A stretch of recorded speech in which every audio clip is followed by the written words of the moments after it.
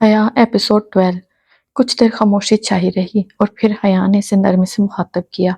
शहरी, तुम मेरे साथ कल सुबह वॉक पर चलोगे? शहरी ने गिलास मुंह से हटाते अचंभे से इसे देखा। क्यों? ये हाँ था तो हया इत्तेमाद से आगे हुई। ताज़ा हवा में सांस लेंगे तो हम दोनों बेहतर महसूस करेंगे। आपको क्या हुआ है? इसने अबरू उठाए और हया राजदारी से इसके करीब हुई। मुझे भी आदत पड़ गई है। फिर मुस्कुराहट दबाते शहरी को देखा। तुम्हारे भाई की, वो सरगोशी में कहते पीछे हुई और शहरी बेवजह हंसता गया। शहरी को अपनी ड्रग की आदत से जान छुड़वाने के लिए सिर्फ दवाइयां नहीं, कुछ और भी चाहिए था और वो इसे हया देने जा रही थी। मगर इससे पहले नशे के आदी इस लड़के के घर वालों की काउंसलिंग जरूरी थी। ये थाने की पुरानी मगर कुशादा इमारत थी। अभी हमजा गाड़ी पार्क करके अंदर आ गया था। इसके पीछे अंदर जाओ तो पहले एक बड़ा हॉल नमा कमरा था जिसमें 3 मुख्तलिफ जगहों पर मेज और कुर्सियां लगी थी। इससे आगे हवालात बनी थी। तीसरे नंबर के कमरे में अंधेरा था और मध्यम बल्ब जल रहा था जिसके नीचे 2 कुर्सियां लगी थी। एक पर टांग जमाए हमजा और सामने हाजन बीबी थी। वो मुस्तरिब नजर आती थी। हमजा की आंखों में गुस्सा और नफरत थी। अपने ही बंदों को ड्रग देना कुछ समझ नहीं आता। हमजा आगे को झुका। हम तुम लोगों की तरह नहीं है जो अपने साथियों को यूं ही छलकल्ला छोड़ दे और वक्त आने पर वो हमारी कमर में छुरा घूमते। हाँ, इसने हाथ हवा में उठाकर नखूहत से नीचे मारा और हमजा तल्ख सा मुस्कुराया।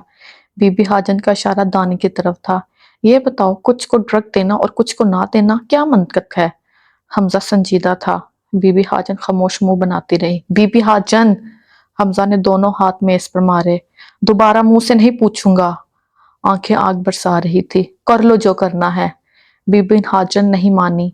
हमजा ने घुटनों पर रखे अपने हाथ को जनश दी और 4 मर्दाना हाथों से बीबी हाजन को बालों से पकड़कर सामने रखे पानी में डुबोया। सांस बंद होने से वो हाथ पांव मारने लगी। हमजा ने दोबारा हाथ उठाया और इसे खींच कर बाहर निकाल लिया। बीबी हाजन लंबे लंबे सांस लेने लगी। इनके पास हमारे राज होते हैं। इनको ड्रग देते हैं ताकि वो भागना भी चाहें तो इस ट्रक की तलब में वापस हमारे पास आए, कभी हमें छोड़कर ना जा सके। वो उखड़ते सांस के साथ तोते की तरह बोलने लगी। मेरा दिल चाहता है तुम्हारे अंदर भी वो ड्रग खोल दूं और इतना घोलो कि तुम तड़प तड़प के मर जाओ। मैं ये तो नहीं कह सकता कि तुम लोगों का दिल नहीं कामता ऐसे काम करके, लेकिन नहीं नहीं, नफी में गर्दन हिलाता वो अपनी जगह से उठा, घूमकर हाजन बीबी के पीछे गया और यकदम हाजन बीबी की आंखें फट कर बाहर आने को हो गई। बारीक सितार इस मर्दनमा औरत की गर्दन पर तंग होती जा रही थी। हमजा पूरी कुव्वत से इससे जकड़े हुए था। बीबी हाजन के मुंह से गूं गां की आवाजें निकल रही थी। वो खुद को छुड़वाने की कोशिश कर रही थी और जब इसे लगा कि रूह जिस्म का साथ छोड़ने वाली है तो हमजा ने इसके ढीले पड़ते जिस्म को झटके से छोड़ा। वो तवाज़न बरकरार नहीं रख सकी और औंधे मुंह फर्श पर गिर गई। सांस थम गई थी। कितनी देर रूह का ताल्लुक जिस्म से बहाल होने में लग गया।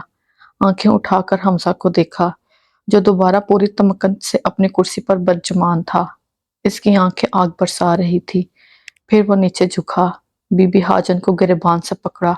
एक झटके में नहीं मारूंगा, अपने भाई के बर्बाद होने वाले एक एक लम्हे का हिसाब लूंगा।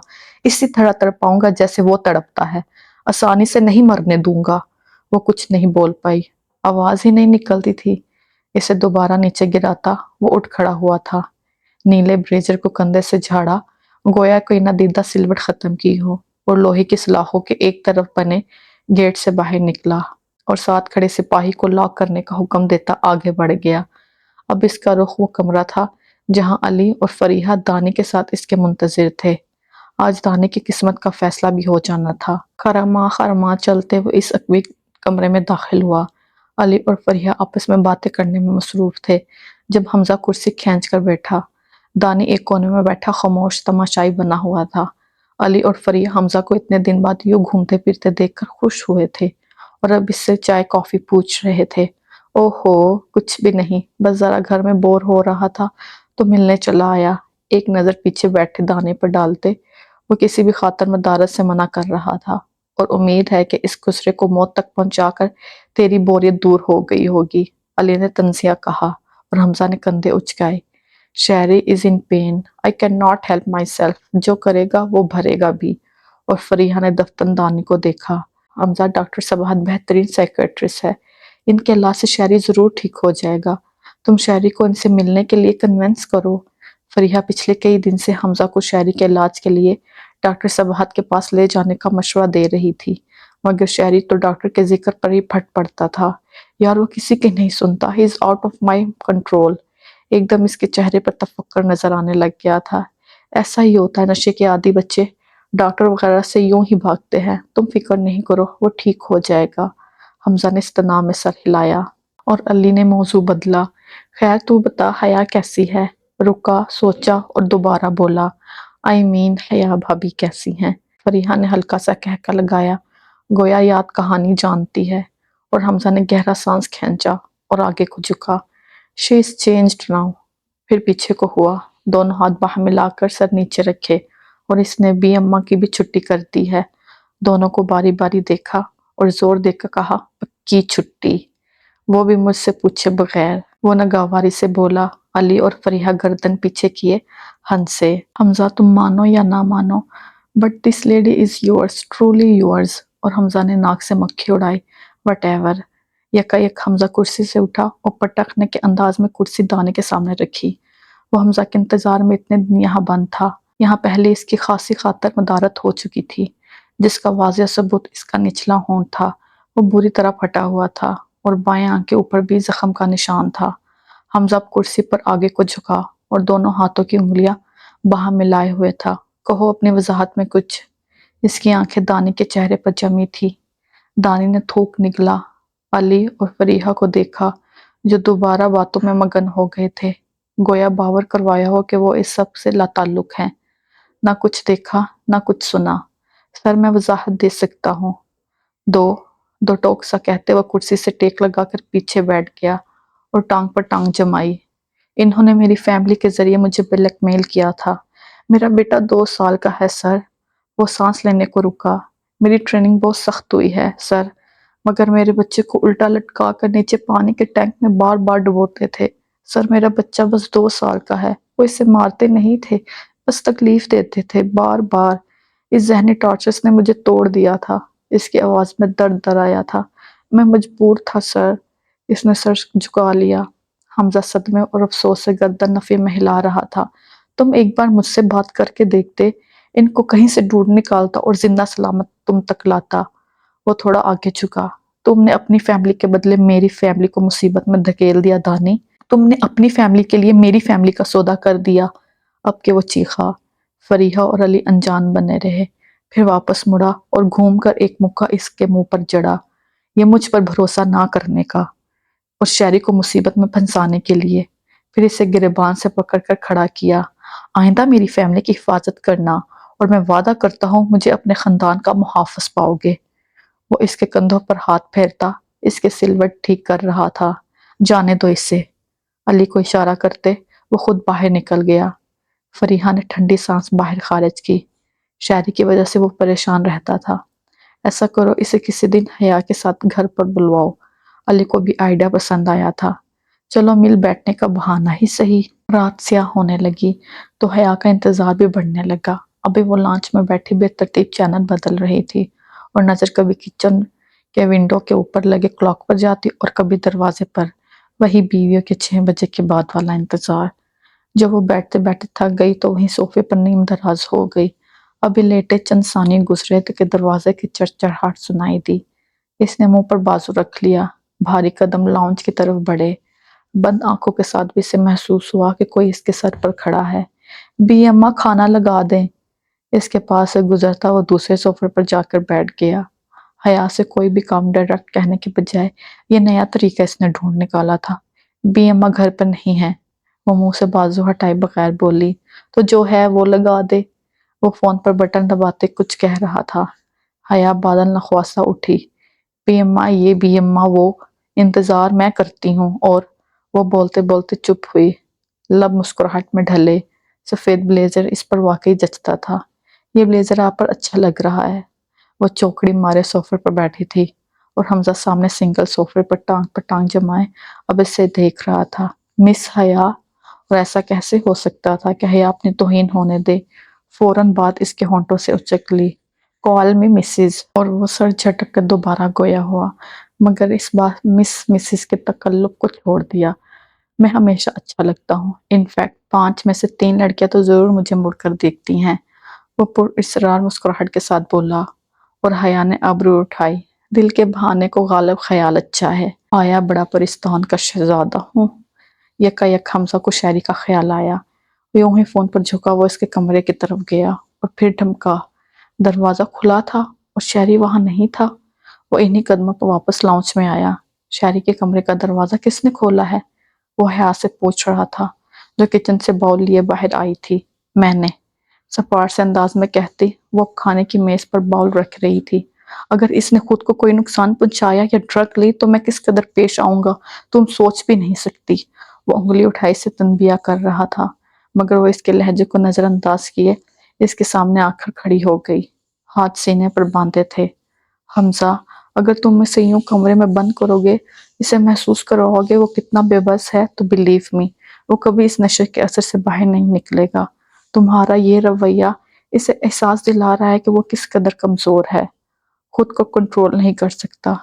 میرے سامنے جب تم اس پر چلاتے ہو، غصہ کرتے ہو، اسے لگے گا اس کی عزت نہیں ہے، اور پتہ ہے نشے کے عادی لوگوں میں کیا نہیں ہوتا؟ وہ چپ رہا تو وہ آگے بولی، ان میں عزت نفس نہیں ہوتی، ان کی سیلف اسٹیم لو ہوتی ہے۔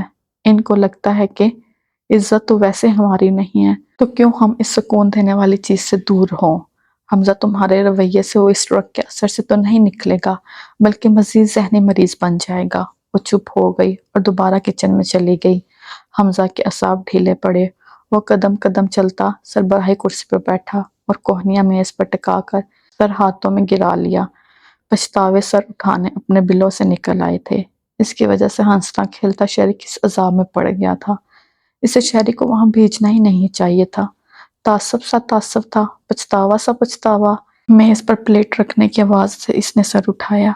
وہ ابھی اس کے پاس پڑی کرسی پر بیٹھ چکی تھی اور چائنیز رائس پلیٹ میں ڈال رہی تھی۔ پریشان ہونے کی بات نہیں ہے، آج پہلی بار وہ اسے سن رہا تھا، چاہے شہری کے لیے ہی، مگر سن تو رہا تھا نا۔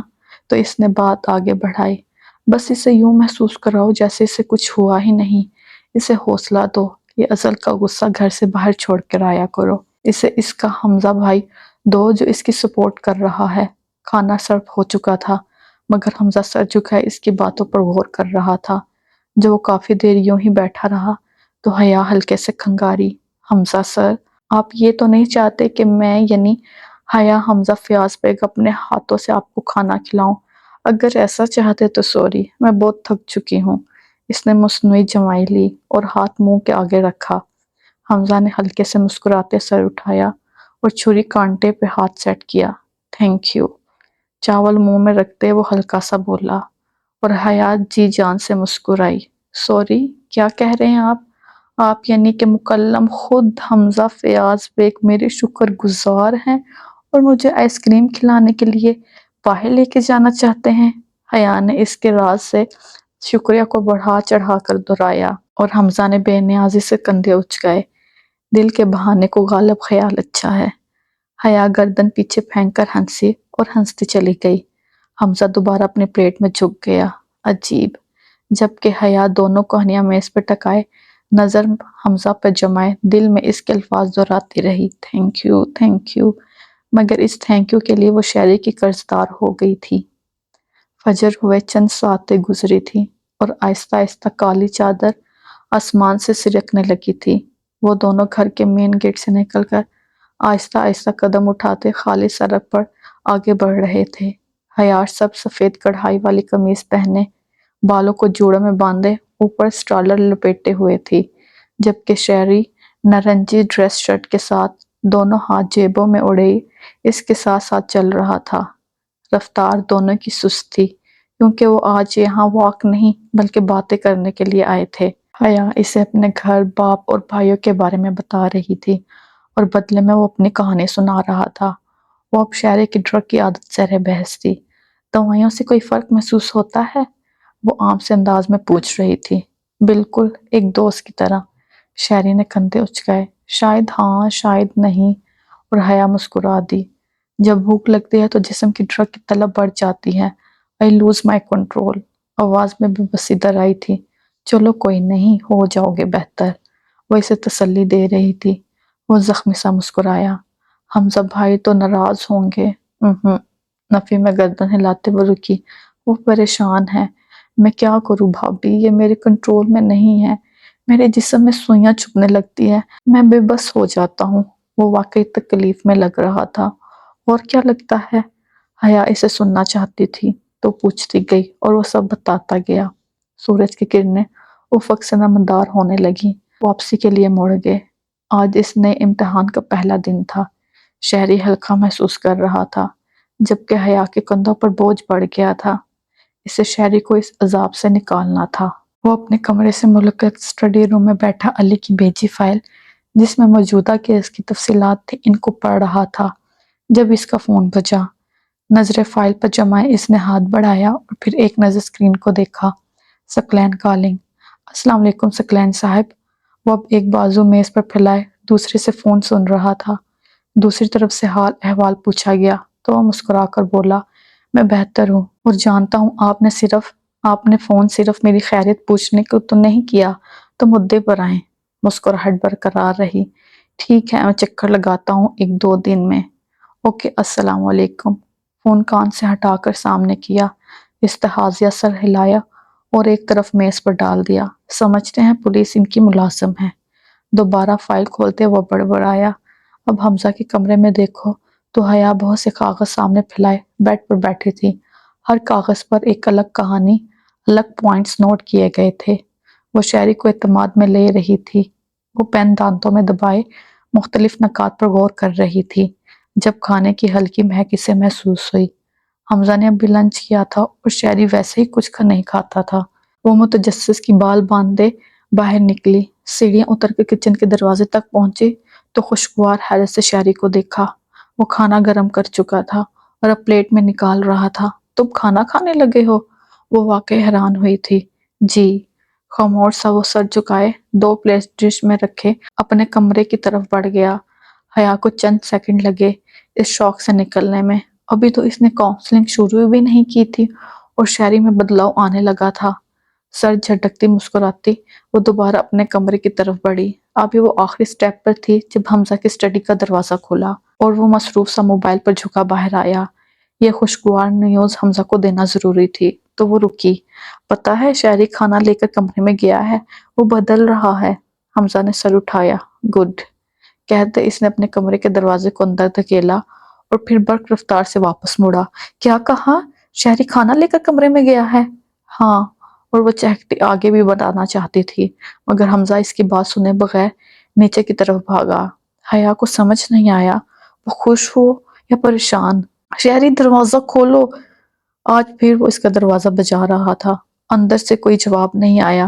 شہری اگر تم نے کچھ کیا تو بلیو می دوبارہ کبھی تمہیں میری شکل دیکھنے کو نہیں ملے گی۔ شہری، شہری۔ حیا ہکا بکا سیڑھیوں پر کھڑی تھی۔ اندر مکمل خاموشی تھی۔ شہری دروازہ کھولو۔ اب کہ وہ ہلکے بل چلایا۔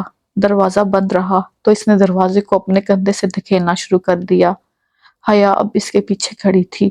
نہیں نہیں، وہ بڑبڑاتا پیچھے ہٹا، سیڑھیاں پھلانگتا اپنے کمرے میں گیا اور پھر واپس آیا۔ دروازے پر ہاتھ رکھ کر دھکیلا اور دروازہ کھلتا چلا گیا۔ اندر قدم رکھتے ہی دائیں طرف گردن گھماؤ تو وہاں شہری بیڈ پر اوندھے منہ پڑا تھا۔ کھانے کے برتن میز پر پڑے تھے اور وہ خالی تھے۔ حمزہ نے شہری کو پیچھے کالر سے پکڑ کر کھینچا۔ اس کی آنکھوں میں سرخ دھاریاں ابھری ہوئی تھیں۔ کیوں کیا تم نے یہ شہری؟ وہ دانتوں کو جھگڑے رنج سے بولا۔ مگر شہری اس وقت ہوش میں نہیں تھا۔ اس نے ذرا سی آنکھیں کھولی، دھندلا سا حمزہ کا سایہ نظر آیا اور دوبارہ آنکھیں بند ہو گئی۔ حیا دم سادے دروازے میں کھڑی تھی۔ اب حمزہ اس کی جیبیں چیک کر رہا تھا۔ وہاں کچھ نہیں تھا۔ میز کے دراز کہیں کچھ نہیں تھا۔ اور پھر حمزہ نے شہری کو بیڈ کے دوسری طرف دھکیلتے میٹرس اٹھایا۔ نیچے 2 سفید پڑیاں تھیں جن میں سے ایک کھلی پڑی تھی۔ اس نے دونوں پیکٹس مٹھی میں بھینچے، میٹرس اپنی پوری قوت سے بیڈ پر مارا اور قدم اٹھاتا دروازے کی طرف بڑھ گیا۔ حیا نے اسے دیکھ کر نظریں جھکا لیں۔ وہ سوچ بھی نہیں سکتی تھی کہ شہری یہ کرے گا۔ حمزہ اسے دیکھے بغیر ساتھ والے کمرے کی سیڑھیاں اترتا بیسمنٹ میں غائب ہو گیا۔ 3 لوگوں کو وہ پہلے ہی کھو چکا تھا اور آج شہری نے بھی موت کا رستہ چن لیا تھا۔ آج وہ اس دن سے زیادہ نٹھال لگا تھا جب اسے گولیاں لگی تھیں۔ بے انتہا تکلیف تھی جو حمزہ کو اپنے سینے میں محسوس ہو رہی تھی۔ سورج تپ تپ کر اداس پڑنے لگا تو افق کے اونٹ میں منہ چھپانے لگا۔ اس حویلی نما گھر کی دیواروں پر بھی اداسی یوں ہی پھیلائی بیٹھی تھی۔ سیڑھیاں اترتے بیسمنٹ میں جاؤ تو وہاں حمزہ کانفرنس میز کی سربراہی کرسی پر بیٹھا، بال پوائنٹ انگلیوں میں گھماتا، ٹانگ پر ٹانگ جمائے دور کسی غیر مترئی نقطے کو گھور رہا تھا۔ آنکھیں سرخ تھی، چبھن آنکھوں سے لے کر سینے تک سرایت کر چکی تھی۔ تکلیف ہی تکلیف تھی۔ سارے رشتے دیکھتے ہی دیکھتے اس کے ہاتھوں سے نکل گئے تھے۔ کیا تھا جو وہ سب کو بچا پاتا؟ سارے کاش اگر اس کے چاروں طرف آ کھڑے ہوئے تھے۔ کاش وہ رانیوں کے ان کے ڈرونے خوابوں کو سمجھ پاتا۔ کاش وہ اپنی ماں کے اندیشوں کو سمجھ لیتا۔ کاش اس دن وہ خود اس گاڑی سے نکلا ہوتا اور ایسا کچھ ہوتا ہی نہ اگر وہ پولیس جوائن ہی نہ کرتا، اور کاش وہ شہری کو اپنے ساتھ کبھی کام کرواتا ہی نہ، اسے اپنی ٹیم کا حصہ نہ بناتا اور اسے مشن پر بھیجتا ہی نہ۔ وہ ان سب کا مجرم تھا۔ یہ خیال اسے سر خود تکلیف دیتا تھا۔ میں کیوں ہر بار ایک سی غلطی کرتا ہوں؟ اس نے کوہنیاں میز پر تکاتے سر ہاتھوں میں گرایا۔ اب زینے چڑھتا۔ حمزہ کے کمرے میں جاؤ تو بیڈ کے دوسری طرف وہ جا نماز بچھائے بیٹھی تھی۔ عصر کی نماز پڑھ کر وہ اب ہاتھوں کو دعاؤں کے لیے اٹھائے ہوئے تھی۔ اے اللہ، میں اتنی عقل مند نہیں ہوں کہ اپنے اس دنیا میں بھیجے جانے کا مقصد سمجھ سکوں۔ پلیز مجھ سے کوئی کام لے لیں، ایسا کام جو میری اور مجھ سے جڑے لوگوں کی زندگی بدل لے۔ پلیز اللہ جی، بے شک آپ ہی ہیں جو اندھیرے میں روشنی دکھاتے ہیں۔ ہاتھ منہ پر پھیرتی وہ کھڑی ہو گئی، بیڈ پر بکھرے کاغذ سمٹے اور زینے اترتی لاؤنج میں آ گئی۔ وہاں ویسے ہی ویرانی چھائی تھی۔ سر جھٹکتی وہ کچن کی طرف آئی، فریج سے ٹھنڈی پانی کی بوتل نکال کر پانی گلاس میں انڈیلا اور سلیب سے ٹیک لگاتے اپنے اندر اتارا۔ ونڈو سے باہر نظر پڑی تو حمزہ کو بیرونی دروازے کی طرف جاتے دیکھا، پھر ایک نظر شہری کے کمرے پر ڈالی۔ دروازہ اب بند تھا یا شاید لاک تھا۔ گہرا سانس باہر خارج کرتے وہ اسٹوو کی طرف مڑی اور رات کے کھانے کی تیاری کرنے لگی۔ اپنے کمرے میں شہری اب بھی بے سود پڑا تھا۔ ڈرگ اس کے جسم میں سرایت کر چکی تھی اور عجیب تسکین تھی جو اس کے رگو و جاں میں اتری ہوئی تھی۔ کسی چیز کا ہوش نہیں تھا، بس سکون تھا، بہت سکون، مگر موت سے پہلے کا سکون۔ باہر سے نخواستہ حال نظر آنے والی عمارت سر جھکائے رنگ برنگی دکانوں کے بیچ کھڑی تھی۔ اندر وہی مدہوشی کا عالم تھا۔ لڑکیاں نشے میں دھت میزوں اور ڈانس فلور پر اپنی پرسکون دنیا میں مگن تھے۔ وہ بھی ایک میز پر ٹانگیں لمبی کیے لیٹنے کے سے انداز میں بیٹھا تھا۔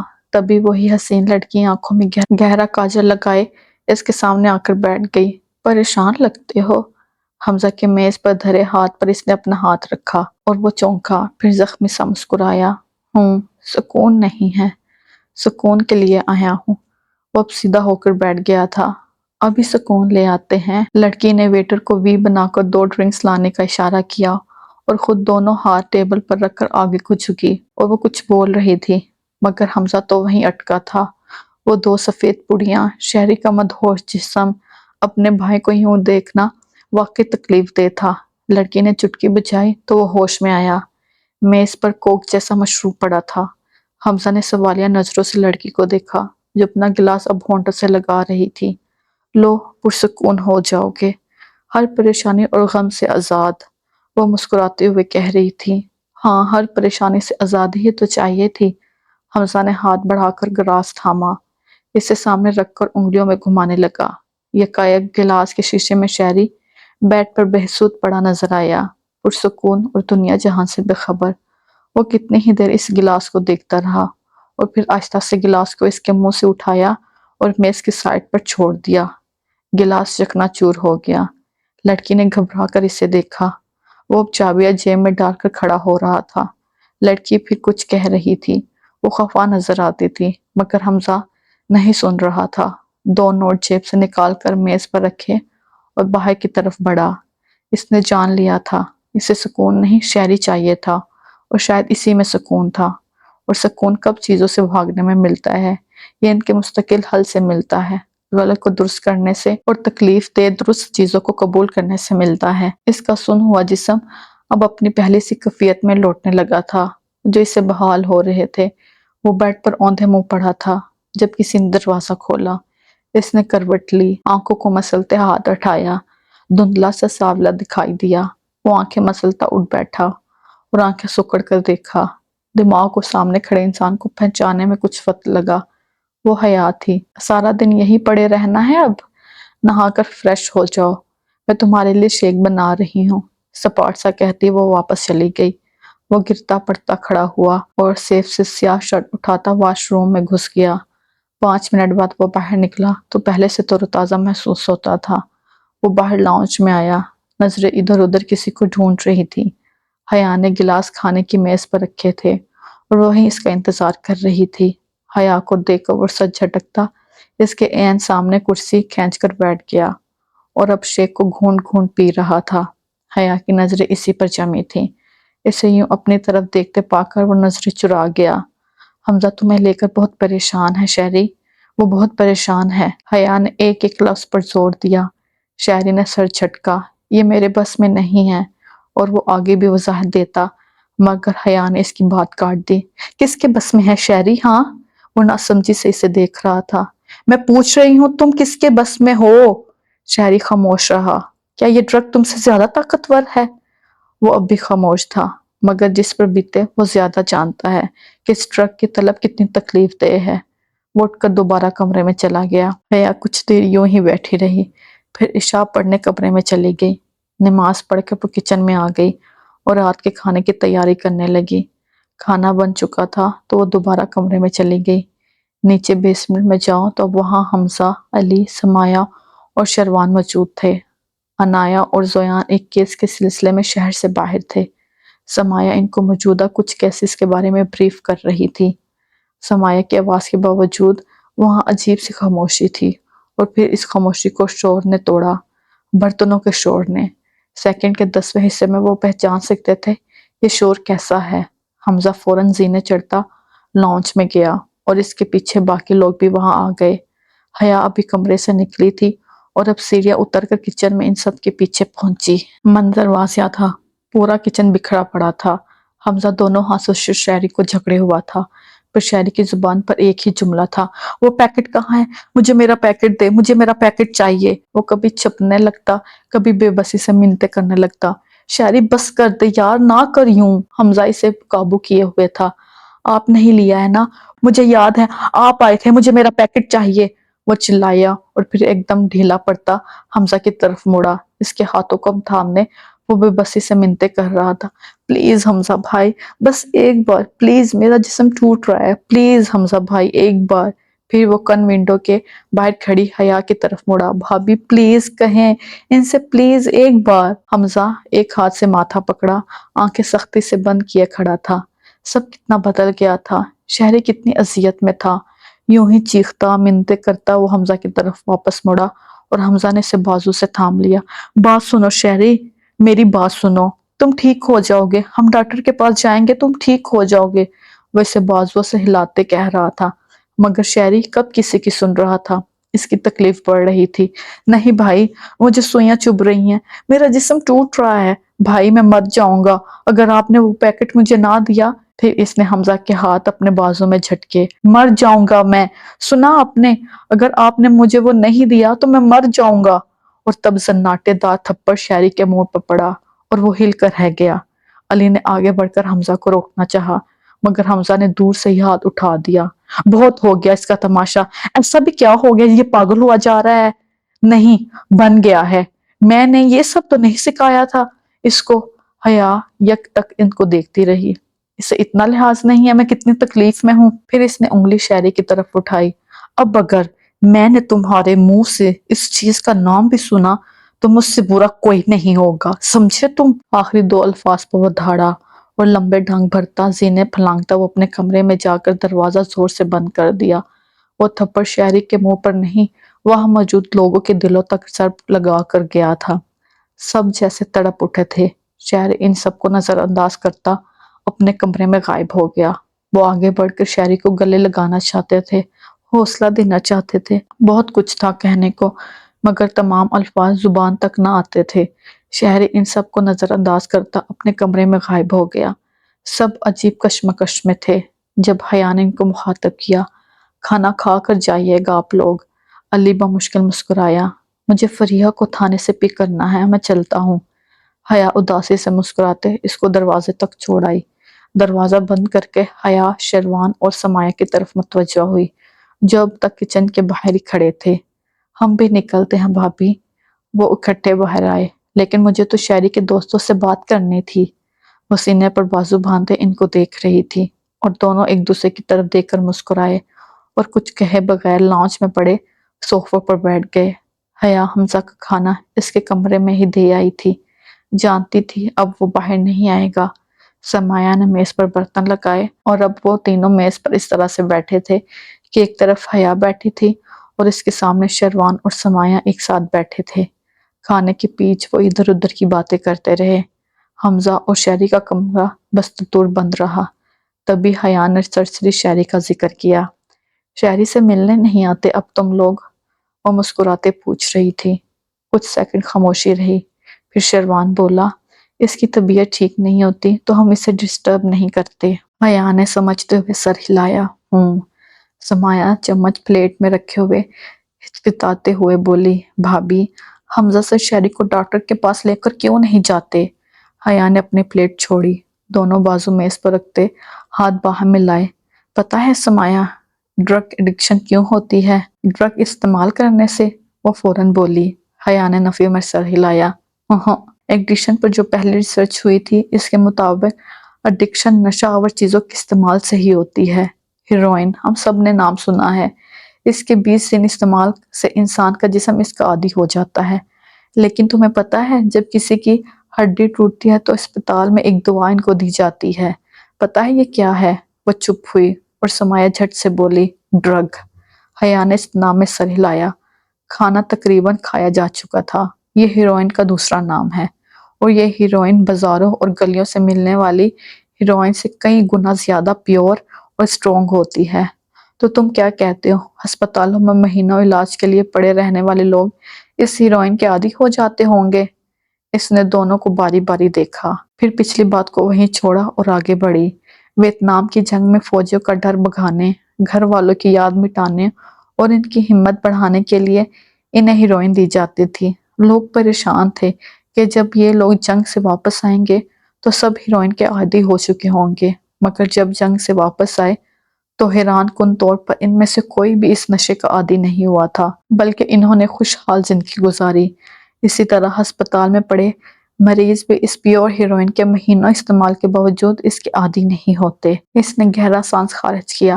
پتہ ہے کیوں؟ کیونکہ انسان معاشرتی جانور ہے۔ اس کی فطرت ہے کہ یہ لوگوں سے بانڈ بناتا ہے۔ یہ لوگ واپس اپنے گھروں کو لوٹ آتے ہیں جہاں ان کی فیملی دوست ان کے منتظر ہوتے ہیں۔ ایڈکشن کوئی کیمیکل یا پاؤڈر نہیں ہے، یہ پنجرہ ہے۔ جب تک ہم خوش ہوتے ہیں ہم لوگوں سے بانڈ بناتے ہیں، مگر جب ہم زندگی میں کسی وجہ سے ناکام ہو جاتے ہیں، پریشان ہوتے ہیں تو ہم اس پنجرے میں آ جاتے ہیں اور اکیلا انسان پھر دوسری چیزوں کے ساتھ بانڈ بنا لیتا ہے، پھر چاہے وہ موبائل ہو، سوشل میڈیا ہو، ناولز ہو یا کوئی پاؤڈر یا کیمیکل ہو، ہم ان چیزوں سے بانڈ بنا لیتے ہیں۔ انفیکٹ کچھ لوگ خود کو کٹ لگانے کے عادی ہوتے ہیں کیونکہ ان کا بانڈ بن جاتا ہے۔ شیروان اور سمایا نے آخری بات پر جھرجھری لی۔ حیا نے ان کو متوجہ کیا، لیکن یہ ان ہیلتھی بانڈ ہے اور ان ان ہیلتھی بانڈ کو ختم کرنے کے لیے ضروری ہے کہ ہم ہیلتھی بانڈ بنائیں۔ ایڈکشن کیمیکل سے نہیں بلکہ اچھے لوگوں کے آس پاس نہ ہونے کی وجہ سے ہو جاتی ہے۔ اینڈ 1950 کے بعد لوگوں نے ایوریج قریبی 200 کی تعداد گھٹتی جا رہی ہے، جس وجہ سے ہماری ایڈکشن بڑھتی جا رہی ہے۔ اور ایک صدی سے ہم جو ڈرگ کے خلاف جنگ لڑ رہے ہیں، یہ جنگ ہی غلط ہے۔ ہم نشے کے عادی لوگوں کو سوسائٹی سے ہی باہر نکال کھڑا کرتے ہیں، ان کو جاب نہیں دیتے، وہ چوریاں کرنے لگ جاتے ہیں اور جیل چلے جاتے ہیں۔ ہمیں ایسے لوگوں کے ساتھ بانڈ بنانا ہے اور ریڈ پارک جیسا ماحول دینا ہے۔ ریڈ پارک ایک ایسا تجربہ ہے جس میں بہت سے چوہوں کو ایک جگہ بند کر دیا گیا اور وہاں گیندے، کھانے اور کھیلنے کے لیے مختلف چیزیں رکھی گئیں اور ساتھ ہی نشہ آور اور سادہ پانی کی بوتلیں۔ پہلے تجربے کے برعکس چوہے نے نشہ آور پانی بس 1 یا 2 بار پیا، عادی نہیں ہوئے۔ وہ چپ ہوئی۔ سمایا اور شیروان شرمندہ سے بیٹھے تھے۔ تو شہری کے دوستوں کیا خیال ہے اب؟ وہ زیر لب مسکراتی رہی اور سمایا شرمندہ کی کھڑی ہوئی اور میز کی دوسری طرف آ کر حیا کو گلے سے لگایا۔ سوری بھابی، ہم نے شہری کو اکیلا چھوڑ دیا۔ حیا کی مسکراہٹ گہری ہو گئی۔ اس نے سمایہ کو خود سے الگ کیا اور شروان کی طرف متوجہ ہوئی جو کھڑا ہو چکا تھا۔ کل ہم شہری کے ساتھ کہیں باہر چلیں گے اور بالکل بھی اسے احساس نہیں ہونے دیں گے کہ وہ اکیلا ہے۔ انفیکٹ کل سب پرانے دوست کا ایک گیٹ ٹوگیدر کرتے ہیں، کیا خیال ہے سمایہ؟ وہ پرجوش سا بولا۔ سمایہ اس کے ساتھ کل کا پلان ڈسکس کرنے لگ گئی اور حیا نے سکھ کا سانس لیا کہ ایک مرحلہ سر ہو گیا تھا۔ اب جب تم چاہو اللہ تم سے کوئی کام لے تو ضرور تمہارے دل میں ڈال دیتا ہے۔ تمہارا مقصد اور تم کامیاب ہوتے چلے جاتے ہو۔ حویلی نما گھر تاریکی میں ڈوب چکا تھا۔ 2 کمرے جو اس گھر کے باشندوں کے استعمال میں تھے، ان کے دروازے بند تھے۔ اس خاموشی میں کسی کے قدموں کی آہٹ سنائی دیتی تھی۔ آہٹ حمزہ کے کمرے کی طرف بڑھتی جا رہی تھی۔ کوئی دبے پاؤں کمرے میں داخل ہوا۔ اس کے قدم حمزہ کی طرف تھے۔ وہ سینے کے بل سویا پڑا تھا۔ سیاہ ہولا اس کے اور قریب ہو گیا۔ سیف کا دروازہ خاموشی سے کھولا، چیزوں کو ٹٹولا اور ایک نظر مڑ کر سوئے ہوئے حمزہ کو دیکھا۔ وہاں مطلوبہ چیز نہیں ملی تو آہستہ سے ہاتھ حمزہ کے پاس پڑے سائڈ ٹیبل کی طرف بڑھایا۔ اوپر والی دراز میں کچھ کاغذات تھے۔ مطلوبہ شے یہاں بھی نہیں تھی۔ سیاہ ہولا جھک کر نچلی دراز کو کھولنے کی کوشش کرنے لگا اور لاک تھی۔ وہ پھرتی سے سیف کی طرف مڑا، چابیاں اٹھائیں اور دراز کھولنے لگا۔ پہلی 2 چابیاں دراز میں نہیں لگی اور تیسری اندر ڈالتے ہی دراز کھل گیا۔ ایک پرسکون سا سانس لیا گیا اور مطلوبہ شے کے لیے دراز میں ہاتھ مارا۔ سفید پاؤڈر والی پیکٹ اب ہاتھ میں تھے۔ دراز کو آرام سے بند کر کے ہولا دروازے سے باہر نکلا اور محتاط قدم چلتے کمرے سے دور چلا گیا۔